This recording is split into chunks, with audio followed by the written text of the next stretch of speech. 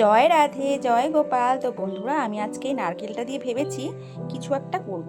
কিছু বলতে এই নারকেলটা দিয়ে আমি নারকেলের বড়া করব। তো চলুন। তো আমি এখানে নারকেল কুড়িয়ে নিলাম। এখানে আমি কাঁচা লঙ্কা কুচি দিয়ে দিলাম, ধনেপাতা কুচি দেব,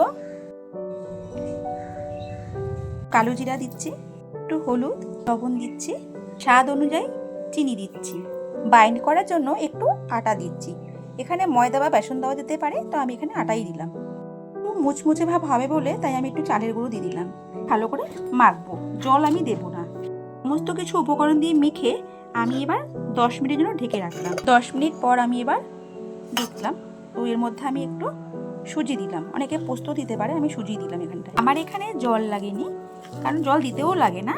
একটু লবণ আর চিনি আর নারকেলের থেকে জল বেরিয়েই আসে। তো একটু ভালো করে মেখে নিলাম, যেহেতু সুজিটা দিয়েছি। গ্যাসে ফ্রাই প্যান বসিয়ে দিয়েছি, আর আমি একটু রিফাইন তেল দিয়ে দিচ্ছি।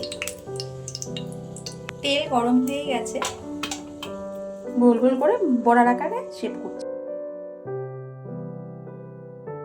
এখন বড়াগুলোকে একটু উল্টে পাল্টে নিচ্ছি। তো মোটামুটি বড়াগুলো ভাজা হয়ে গেছে, এখন আমি তুলে নিচ্ছি। আর এই তো বন্ধুরা, তৈরি হয়ে গেছে আমার নারকেলের বড়া।